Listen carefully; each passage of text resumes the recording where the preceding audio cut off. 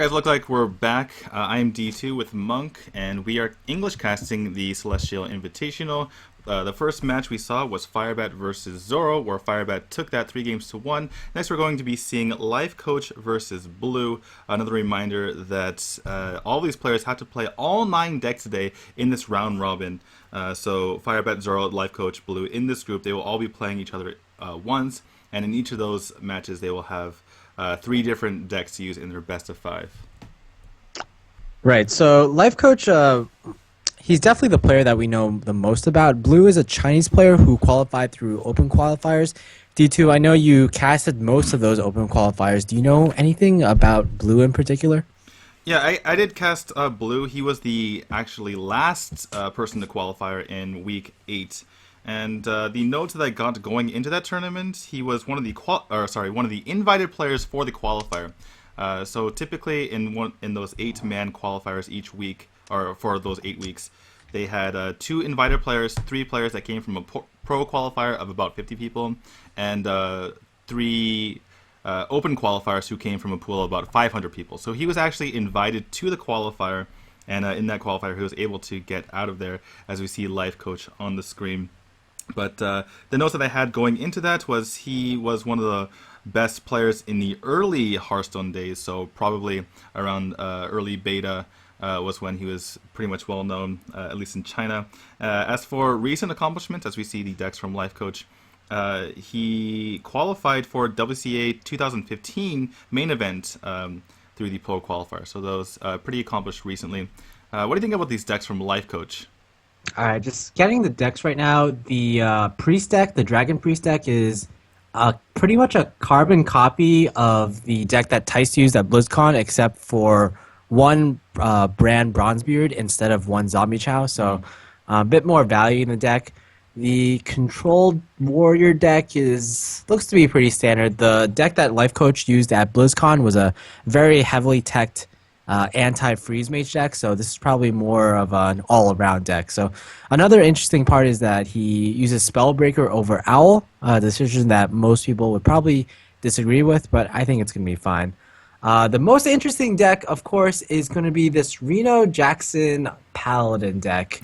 A lot of streamers have been trying it out to mixed success, and I have to say, personally, I don't find it as good as Secret Paladin or standard mid-range Paladin, but this is Life Coach. He kind of prefers as like the most control-y decks possible.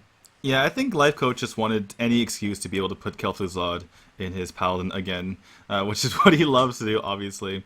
And yeah, I kind of have to agree with you. Paladin is one of those decks, or one of the classes, excuse me, like Druid, where you kind of want to have 2 of the things in there. 2 of mini bots, 2 of muster for battles. Those cards are just too good, in my opinion. But he's going for the more controlling approach. I believe is that a Mookless champion in there? In that 5 slot. Kind of hard to look at that. It's kind of small. But probably a turtle actually, probably the healing turtle. But we are going to be taking a look at Blue here. And honestly, you said it's an excuse for him to put in Kel'Thuzad. I think it's an excuse for him to put in Piloted Sky Golem in this deck. Yeah, because he does love that card too. Yeah. There was one point where he ran lineups with 2 Piloted Sky Golems in each of those each of his decks. It was Mech Mage, Control Paladin, and Druid, and he had around like 5 piloted Sky Golems between all the decks combined. Yeah, he definitely does love that card. We are going to be seeing Blue's lineup here, a lot more aggressive. As far as the Paladin's going to be Secret Paladin. For the Mage, it's going to be aggressive with 1 Fel Reaver, it looks like, in there. And looking at his Druid, it's kind of standard with a Sylvanas, it seems like. Right, and the Living Mounted Roots. Raptors instead of Shades. Yeah, and also has Living Roots in there too. What's the 3-cost card? Is that a Shade as well? I believe he might be. Yeah, he might have Shades and Raptors, just to be a little bit more kind of early game focused and aggressive. So that looks like we're going to be seeing how these lineups fare against each other. Life Coach obviously sticking with his control, lineup, and Blue going with a much more aggressive style. Though some of these decks are kind of mid-rangey, so not super, faced with the, like the Shaman or Face Hunter or something like that.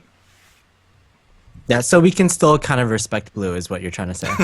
Just a little bit. We will see his Yeah. decks. We'll see his decks later. He has yet to show his shaman or his hunter, so maybe we might see some face decks out of him yet. But yeah, going to be an interesting match. Life Coach, it was really interesting at BlizzCon because obviously he wasn't able to get out of groups, but the way his decks were lined up there, if he had gotten out of groups and managed to find a way to get pitted against the European players, he might have actually gone to the finals or even won it just because of how his decks countered there. It's really kind of Right. interesting rock, paper, scissors at the So, finals there. so I was talking to all the players at BlizzCon, and we were just all going over strategies and everything, and everyone was really afraid of Life Coach because Life Coach's strategy was basically to bring three decks that countered Freeze Mage, because he knew that at least two or three of the players would be bringing Freeze Mage, and he wanted a 100% win against them. Those players were he knew Osaka would bring Freeze Mage, and he knew Purple would bring Freeze Mage, but he knew Tice would bring Freeze Mage. He wasn't sure that Nyria would bring Freeze Mage, but having four players bring Freeze Mage, it means like out of the 15 players you could face, you have four free wins. And that was his strategy throughout all of BlizzCon. So to that extent, he brought decks like he brought Control Warrior, obviously.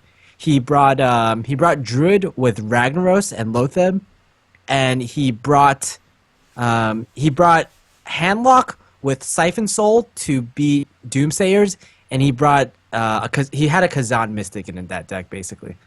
Yeah. So he would lose to pretty much everything else, but he would beat Freeze Mage. Unfortunately, it didn't work out because he was in a group with zero Freeze Mages.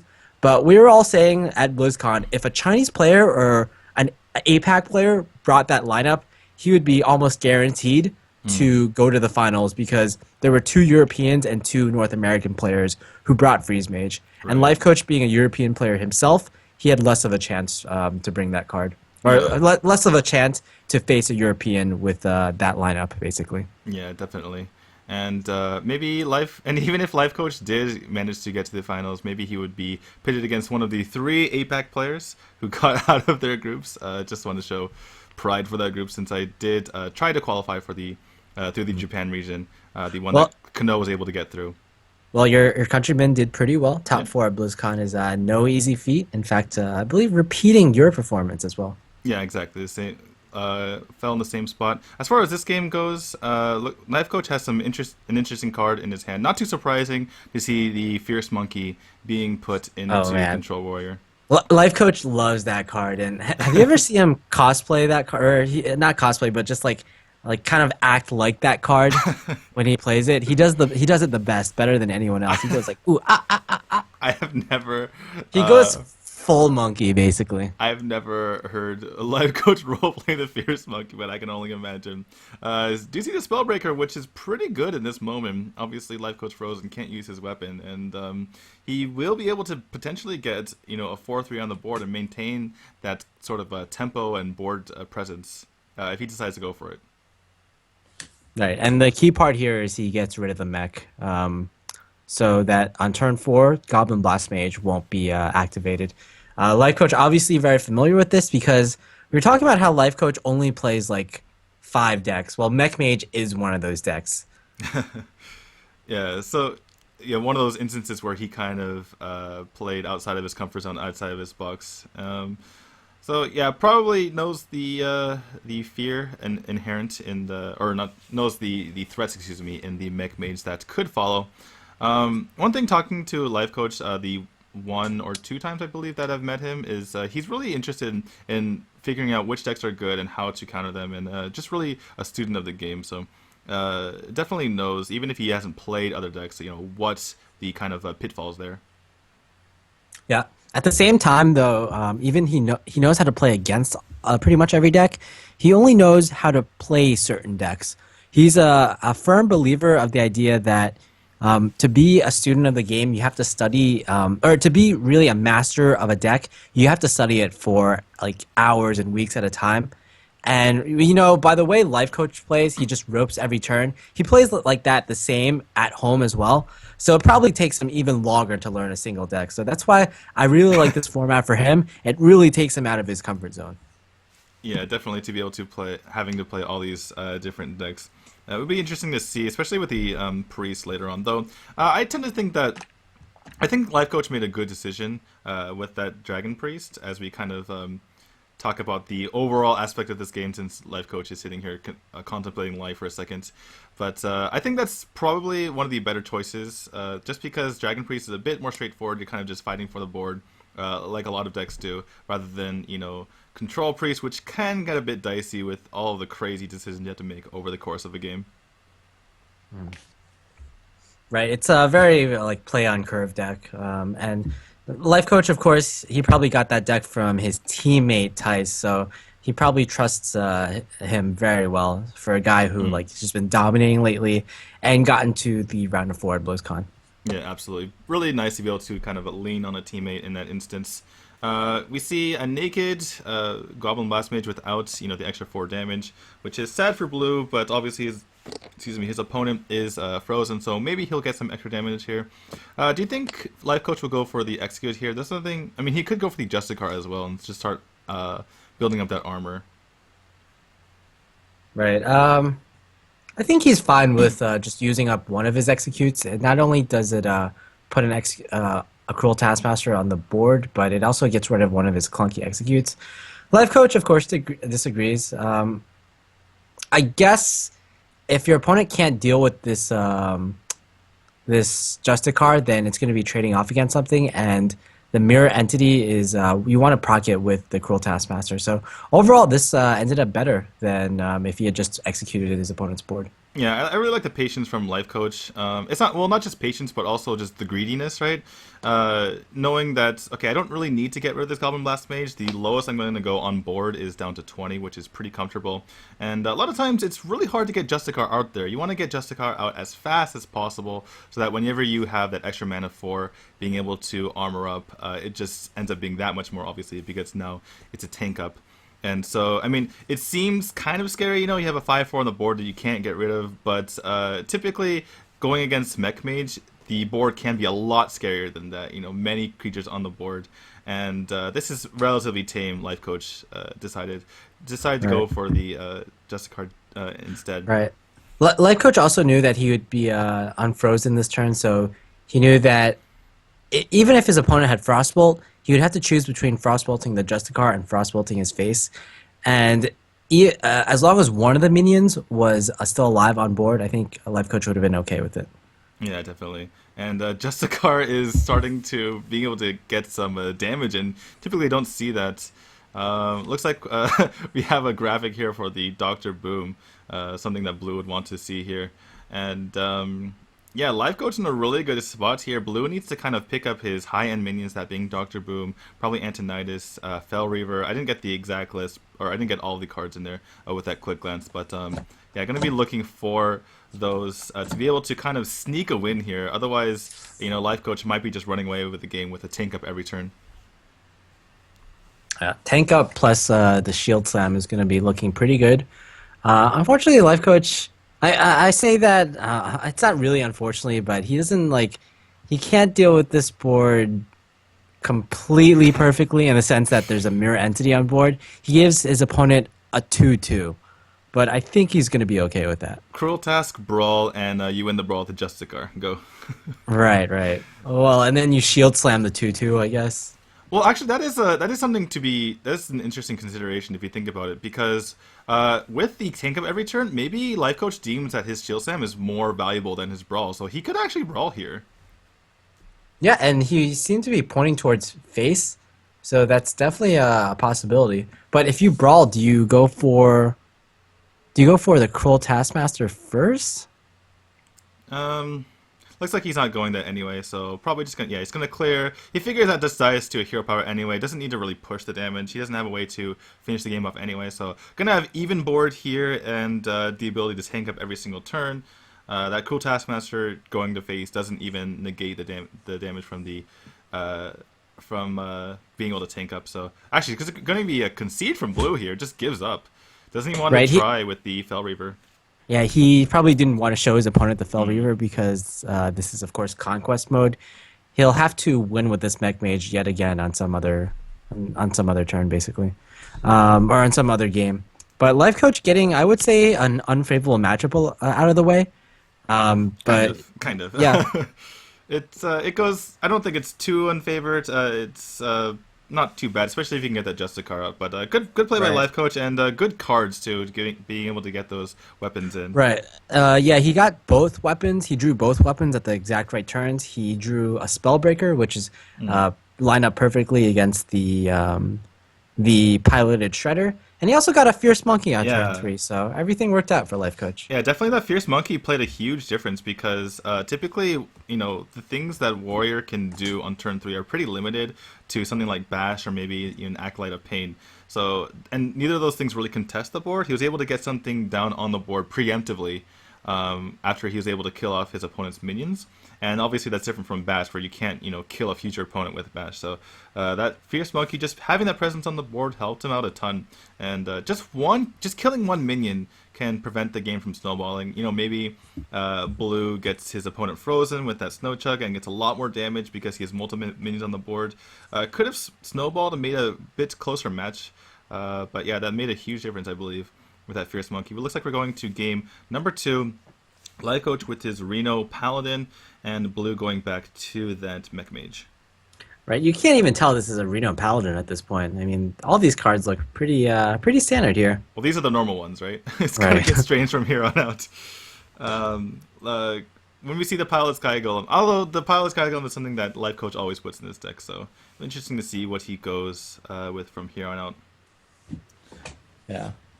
Blue The looks the kind one of Blue looks kind of uncomfortable. What do you? I mean, he's kind of like looking off. Maybe he's just impatient, waiting for Life Coach.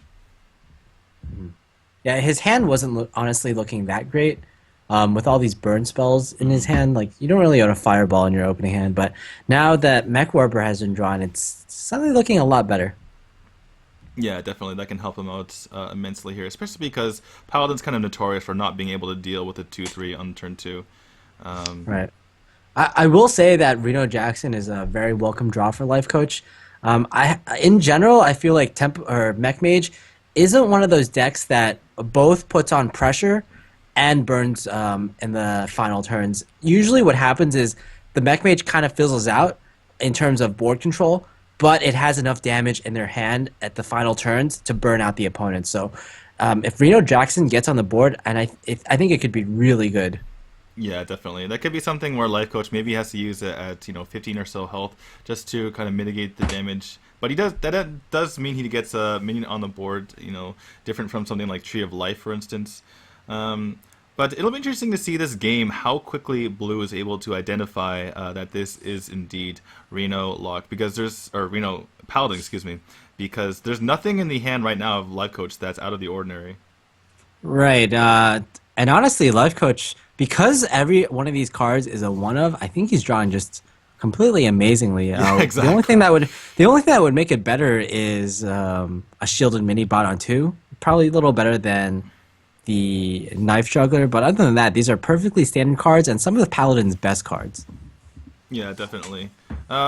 Interesting decision coming up here for Life Coach now that Blue has played that Tinkertown Technician is that you don't really want to be wasting your Consecrate here, or your True Silver for that matter, just because obviously they're one-ofs. So we'll see how kind of greedy he gets, kind of go from minion to minion combat maybe with that Keeper of Oldemon, or if he decides to kind of pull the trigger with the Consecrate to get these minions out of the way right away.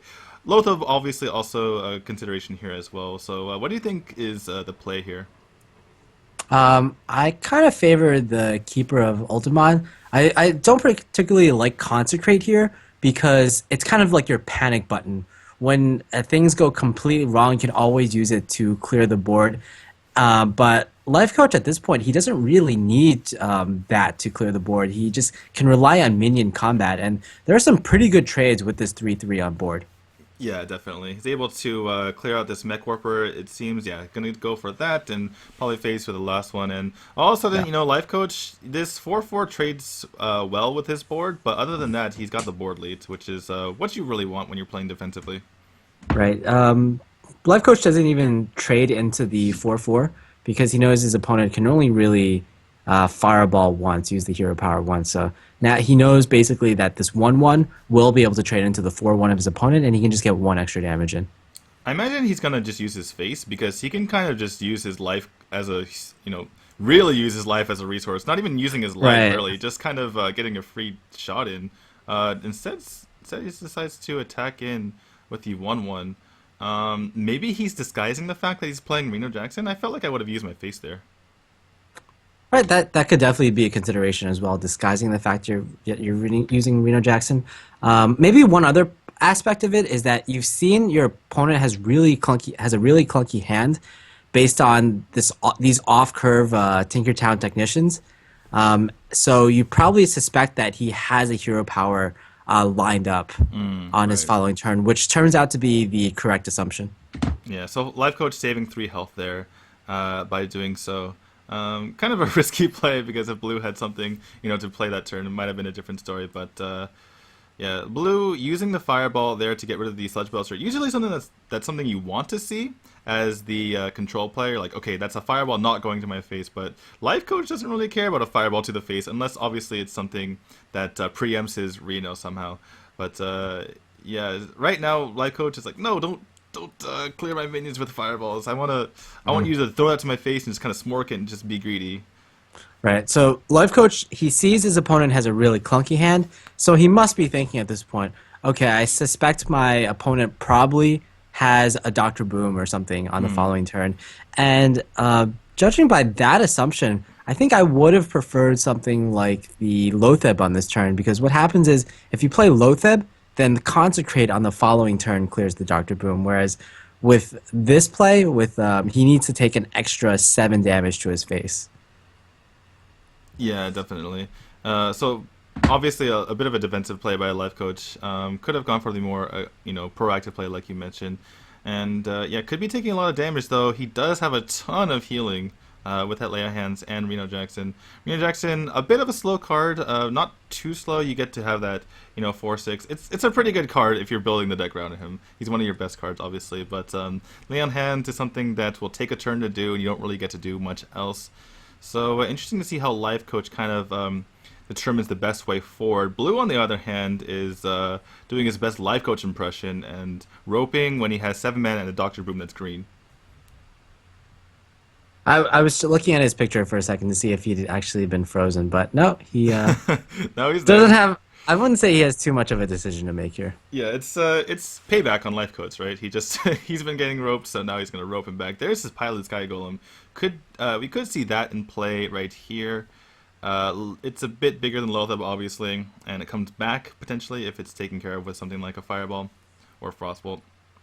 But obviously Lotheb can't get killed by a spell either. So what would you do here? I don't. So the very obvious play is to consecrate and then clear the Doctor Boom. Whenever a Doctor Boom comes on the board, you kind of panic because it's going to be 7 damage going to your face anyway. But again, is this a scenario because you have the Reno Jackson? Can you afford to possibly play a little more greedy and go for something like Piloted Sky Golem, for instance? Yeah, Reno Jackson just kind of completely changes the calculus of every single matchup because, I mean, even Healbot completely changed it once upon a time, right, when it first came out, because you were able to heal for so much, and that typically wasn't the case before that, other than, something like Jiraxis. But yeah, Reno, just having that heal whenever you want, potentially, is such a huge deal. And looks like he's just going to put as much power on the board and as many bodies as he can on the board. Using the Lotheb and the Wow, L. even going face here, that's pretty interesting. Yeah, I was a bit surprised by that as well. Thought he would maybe clear the boom bots that way. But pretty good Blast Mage is able to clear off the 2 smaller minions. Let's see if this Boombot... Nope, Boombot does whiff. So Life Coach pretty far down. His greed might come back to kind of haunt him here. Yeah, Thorzen is not really going to help here. So this honestly looks like, He might have to Reno here. yeah, I mean, you can consecrate and somewhat clear the board, but then you're left with really not that much health. Yeah, you're at 7 with 1 Shredder on the board. We do see that he would stay alive. I mean, assuming that he hit the Goblin Blast Mage with his face, the Lotheb into the Dr. Boom and consecrated. So he would stay alive, that we see, but only 1 Frostbolt would kill him. He has seen a Fireball. He has seen a Frostbolt too, I believe, on the Knife Juggler, or is that Right, last right. game? No, this is this game. This game, okay. So he's seen two burn spells. So it's really risky for him to not play Reno, but I think that might be his only option. Yeah, I mean, the other option obviously is to just. Oh, he's gonna do it this way. Interesting. I thought he might clear the Doctor Boom, um, and then or using the Loatheb in his face, but I guess he maintains more of a board this way. He gets the full value out of his True Silver. So yeah, who do you think is leading in this spot? I mean, Life Coach is kind of on the back foot every single turn, but Blue's running out of answers or options. Excuse me. I actually, I kind of favor Life Coach at the moment because Blue is running out of resources, and Mech Mage is notorious for being a deck that just doesn't have it doesn't really have any card draw at the moment. Not only that, but oh man, Ancient Watcher comes on the field, really not useful. Not only that, but Life Coach does have some extra heal against the against this board. But on the flip side, though, I now see that Life Coach doesn't Ooh. have a way to deal with this Doctor Boom.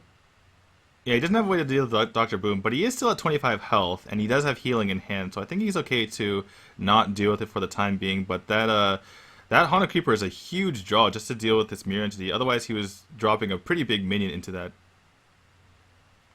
Either that or lay on hands, obviously. But yeah, probably going to see either the Pilot Sky Golem or the Thorson. Thorson can be pretty good here to reduce the cost of both the lay on hands and the Consecrate. He would be able to play both of those on the same turn, in fact.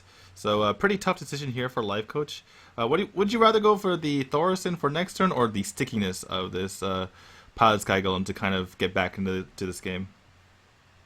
So the thing is, if you Thor's in now, what you pretty much have to draw like a True Silver or an Equality on the next turn in order Well, to really get back, right? he can't draw True Silver because he only has one of in the deck, I believe. Right, right. So I think I mean he maybe this Consecrate can do some work potentially if he like maybe he throws the Haunted Creeper into the Doctor Boom. He's actually going to make a Hero Power, which is interesting because it doesn't really trade too well with that Haunted Creeper, obviously.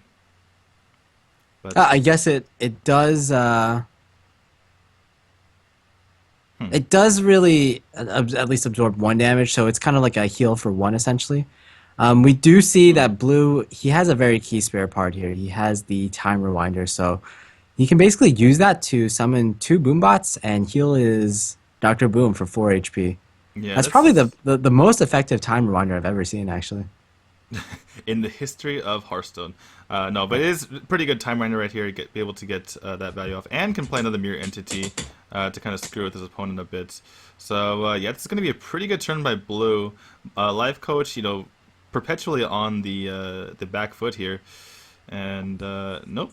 So actually, didn't have the chance to get the mirror entity. Sorry, because obviously time miner costs 1 mana. Um, Looks like we have the graphic for the quality that Life Coach has one of in his deck. And is there a way to deal with this board currently? So he basically needs to draw Equality, which he can't do with Lay on Hands at this point. So yet another reason why maybe Lay on Hands probably might have been an okay option for last turn. Then again, Life Coach, he couldn't have possibly predicted that Blue would have a Time Rewinder, which is kind of like the card that just screws him over. Yeah, definitely. Obviously, some of these spare parts do screw him over pretty badly. Something like a freeze or maybe a stealth, something like that. The other ones don't do a whole lot. But can Life Coach survive here without playing Lay on Hands? Maybe just the Consecrate. I don't believe. Well, he could. Depends on the No, boom he bots. he, he definitely could if the Boombots all go his way, and he gets maybe Ooh. oh, that's a useful. He gets maybe a charge minion from the Murloc Knight. He's going to take a huge chance here and hope that his Thorson doesn't die to these boom bots. Oh, he has to, so it doesn't Yeah. like less of a chance to go for face. Yeah, so it does go face. The other boom, or excuse me, the other boom bot wasn't too bad. Although Antonitis is probably the best card that Blue could pick up right now. It even plays the mirror entity. And yeah, I mean, it wasn't looking too good for Blue a little while ago. It looked like Lifecoach was stabilizing, but now looks like it's almost certainly his game. Tusker Jouster is yet another form of heal, but it's not really the healing that he has a problem right now. It's this threat on the board. I remember in one tournament in, I think, Via Game House Cup number 3, Stan Sivka pretty much built a Paladin deck that was anti-Freeze Mage. It had something like 10 heals in it and a lot of silences, but the problem was that he honestly couldn't deal with an Antonitis on this board. So this very anti freeze mage deck just lost the freeze mage because he couldn't get rid of an archmage Antonitis. Yeah, and that's what can happen when you play against these kinds of decks. And you have kind of a more techie type deck. Um, sometimes you can just having a stronger board and standard minions that are really hard to deal with can be the best way to go about it, so that your opponent has to respond to you rather than the other way around. By the way, that is Fu Oliver on the screen on the left there. He is commentating for them in Chinese. And I think the player before was one of the BlizzCon representatives from 2014, though I can't remember his name. He's not on screen right now. Yeah, But Fullover is going to be playing in this tournament, actually. I believe he's playing in tomorrow's group, in Group B. I forget what group he's in, but you are correct. He is in this tournament. He is one of the qualifiers. And congratulations to him, obviously, for being able to qualify for this tournament. In the case for this series, it is going to be tied 1-1 with Blue obviously clearing his mage there. Lifecoach at the end there, I believe, going with a similar strategy as Blue did in his first game, conceding before he wanted to give away any information. He could have maybe gone for, mini bot, set off the trap, set off the secret, then go for the turtle, maybe heal, and then play the cog hammer to get the taunt in and maybe survive another turn. But he realized that there's nothing in his deck to get him back into the game. Didn't want to show any more cards, and yeah, looks like we're going to be in an interesting series here with the priest and paladin remaining for Lifecoach, and paladin and druid remaining for Blue. Yeah, definitely. And I have to say that I'm not really liking this Paladin's chances against a lot of the remaining decks from Blue, especially in the Paladin Mirror. I feel like most of the Paladin Mirror is determined by the early game, and Blue is just going to have way more early game cards. Like, he's going to have more one-drops, more mini-bots, more knife jugglers, more musters, more cog hammers, possibly.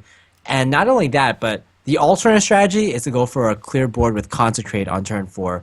And yet again, Lifecoach only has one Consecrate in his deck. So that's definitely a matchup that I'm not really looking forward to from Lifecoach's perspective. Yeah, definitely something to look forward to in the future is that matchup. But for now, we have a completely different matchup. We have this kind of hybrid aggro druid, I want to say. Has some of the aggro pieces in there, but not completely. Has some later game pieces as well, like the Sylvanas and the Thorson. So kind of, I would like to say, call it a hybrid aggro druid here. And Lifecoach going with the Dragon Priest, which, as you mentioned before, he haven't seen too much of it from him. Honestly, though, this hand honestly just plays itself. Brandon 1 drop, 2 drop, 3 drop, 4 drop, 5 drop. Pretty good opening hand. Pretty good. He had all the pieces in his hand with his opening hand, but was able to get that last one with the Twilight Whelp right at the end there. Looks like Lifecoach, he's played his Wormer's Agent, and he's deciding to rope anyway. Oh, he's deciding whether he wanted to attack, where he wanted to attack. Sorry. So yeah, going to be a Savage Roar here from Blue instead of any of his minions. Interesting play. Just gets rid of both cards. He just instantly went for that. I'm honestly pretty surprised. Yeah, I mean, he had a lot of time to think about it, honestly. He probably thought in his head, okay, if he attacks my guy, I'm going to do that. If he doesn't, I'm going to play one of my minions. So not too surprising to see the speed with which he went for it. But yeah, I mean, that's the kind of danger, right, going against the Dragon Priest as a druid. If you let him get the board, it's hard to come back, especially with the 6 health taunt coming on turn 4. Basically a Druid of the Claw, essentially, from Lifecoach right here. But get silenced. Yeah. This Brad is going to get so much value, getting double Battle Cry off the Twilight Drake, or Twilight Guardian. Also probably going to get double value from an Azure Drake, possibly. Drawing 2 cards, turning into basically an Ancient of Lore. Yeah, Ancient of Lore, Azure Drake. You could also make a 2/5 with the Twilight Whelp. Um, but yeah, I think I'd like to just get the two guards here. What do you think? Um, so You you can could, make you make it 2/5, and then you can play Northshire and heal and Power Word Shield, and that also gets you two cards. yeah, that is true. I mean, but that's almost always going to get you two cards. The biggest consideration for that, I believe, is that you get more stuff on the board, which Druid notoriously has a hard time dealing with. A bunch of guys. Um, So, and it also kind of puts a threat on the board in that Northshire Cleric to kill rather than Brand Bronzebeard. So it's a Right. pretty tough turn, but it looks like Lifecoach is going to go for the latter option, and he's roping pretty badly here. He's going to have to kind of hurry up. No, Oh, yeah, wow. I was just gonna say, like, if he draws another Twilight Guardian, that could be Wow. really good as well. That was insane. If by Yeah. Twilight Guardian you mean Drew the Claw. Right. But yeah, blue kind of again on the back foot here. Does have that It's like, oh, shield which I have to pay 5 mana for this card. That's so unfair. I know, right? But I can't get silence, so there is that. Valen's chosen pretty good pickup here from Life Coach. He can just clear out this Druid Claw, and he just saw silence, so unlikely that's going to be able to get taken care of in any way, and won't be able to get BGH either. So I imagine that's probably going to be the play here. Pretty feels good, get a clean kill, perfect math. Yeah, this just feels so amazing. You get to draw another card as well. It does put him a little vulnerable to mind control tech, but other than that, other than mind control tech and Sylvanas, Life Coach looks Wow. to, yeah, I was gonna say almost in an unlosable position, and Blue certainly thinks so. Wow. So the immediate concede by Blue just doesn't want any part of the game anymore. Life Coach is able to clear his priest. Now only his paladin, his renal paladin remaining to be able to get this series win. Blue with the paladin and druid. That's pretty funny there to see. Just Blue just gave it up so quickly. Do you think maybe he just kind of tilting, or just didn't want to give up the secrets of his deck? All of the above. Honestly, Life Coach drew perfectly that game, like completely perfectly. Everything went like pretty much the best it could. I couldn't have asked for even a better draw at all. Yeah, even that powered shield into drawing another, pseudo druid of the claw. That was pretty insane right there. But we're gonna see if Life Coach can pick up a win here. He's not out of the woods yet. I mean, would you even say he's favored here because his deck doesn't pan too well against these upcoming classes from blue? Right, exactly. I think he probably has like a in this matchup, he probably has like a 30 to maybe even less percentage chance just because he has so many one-ofs in the early game. And the Paladin Mirror is really all about the early game. I would say maybe 60 to 70% of games are determined in the first around 4 turns, where you see basically who can get board control.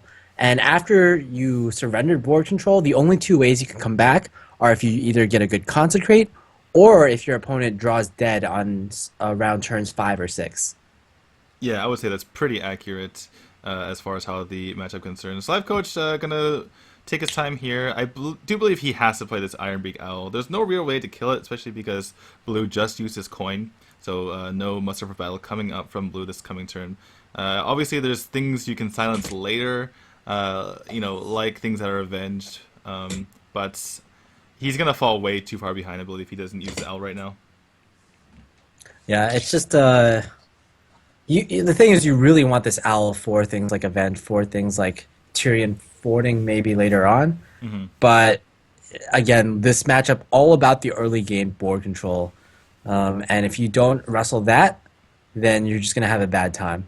So even though Life Coach he goes for an inefficient play, which kind of gets him back the board, but he's sacrificing his mid game and late game power by playing the owl here. Yeah. Overall, I do support this play though because, I mean, one way you get the late game, efficiency of that owl is by it's actually Blue's actually going to trade to save his non-silenced knife juggler.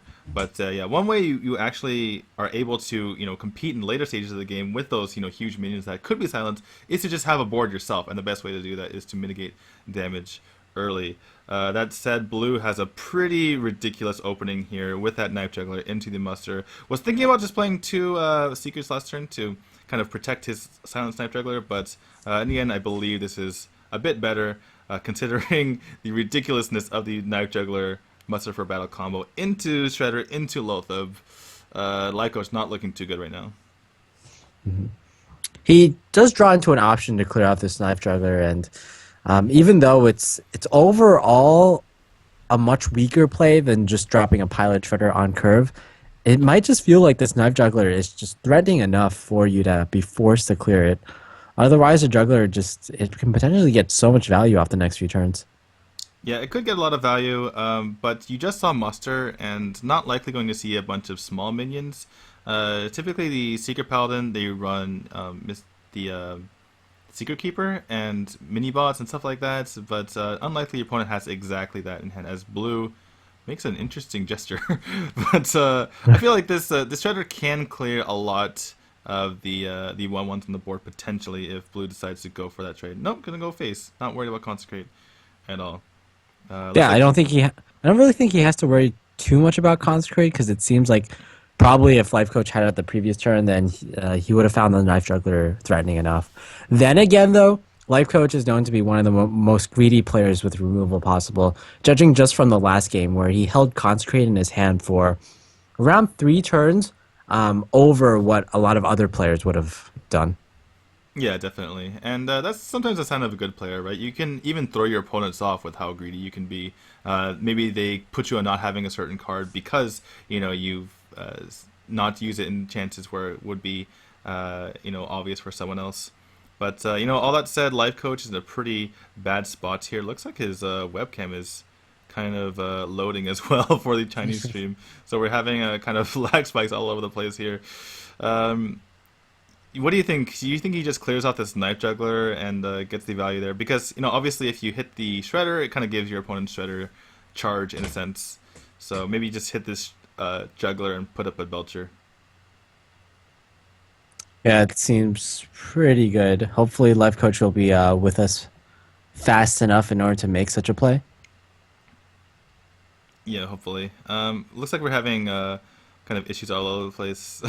So, but this is actually not bad either. It gets a kind of a free-ish trade onto this Shredder. Is able to kill the Knife Juggler out as well. So, pretty good value on that. Oh, Oh! wow.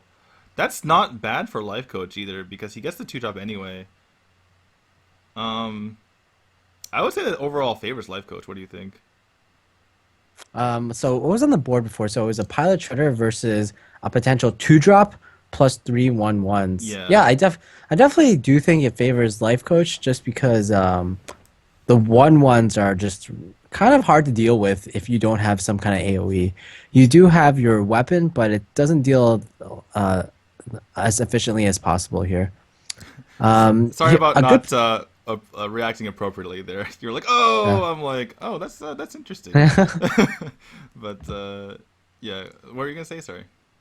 Well, Keeper of Oldemon could be okay here. It's not like the best, where you transform a 1/1 into a 3/3, perhaps, or you transform a Doctor Boom into a 3/3. But just letting it have a great trade is what lets you get back on the board. And like we said, having the board clear going into turn 6 is one of the most important things possible because it just lets the Doctor Boom be buffed, or rather, it just lets the Mysterious Challenger be buffed from Avenge rather than any of these other minions, which you might have more of a trouble dealing with. Yeah, a little bit of a slip there. Called it the Doctor Six. Doctor Six, right? Yeah, really tough choice there for Lifecoach. I mean, you kind of want to play the Lothab just to rival the Lothab. You don't want to give your opponent such a good, trade there. But it was either the Oldemon to get that good trade, but then you're really only making a 1/1 after that. Although you do have the 3/4, or it's kind of the Sludge Belcher to protect your health. So yeah, pretty tough choice there. Lifecoach decides to go with that Sludge Belcher. Blue, on the other hand, no rope necessary. Just immediately plays all his secrets and all his minions. Gets some maximum pressure onto the board.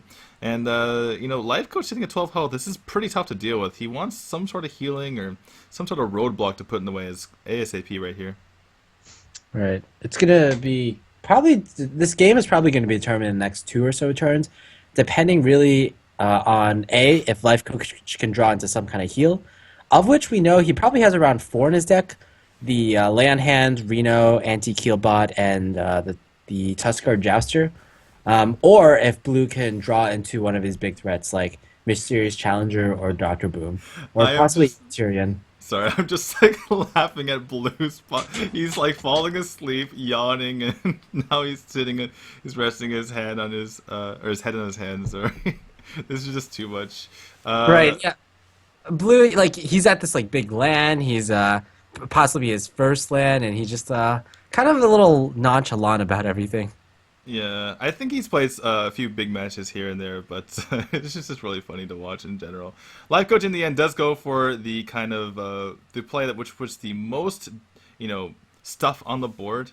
That being the Doctor Boom, and it will kind of contest this board. Maybe he can find a way to get some clear here, despite these traps up that are up. Ooh, Consecrated is a Oh, massive draw. Oh my goodness. yeah, I would say that's a pretty huge draw to me. I think Uh, I think you would go for it first, right? Before you attack. okay, yeah. You do have the spell power though, in order to help out with any event shenanigans, I guess. Yeah. So he wants us to go on a 1-1, I believe. The Avenge, speaking of. Oh, wow. So. Oh, wait, never mind. It's not Avenge. I'm sorry. But. Oh, I guess it's a Noble Sacrifice, right? It just didn't go off Right. because the board was Yeah, full. because the border's full, exactly. So here's an interesting scenario as well. You kind of want to clear off both this guy and the noble sacrifice. But you don't want to take any damage either, and you don't want to miss your 7 damage to the face. Although I guess you might use Doctor Boom, maybe, but this is so tough. Do you? I mean, because if you start hitting your opponent for 7 to the face, maybe you can win the race here. Uh, so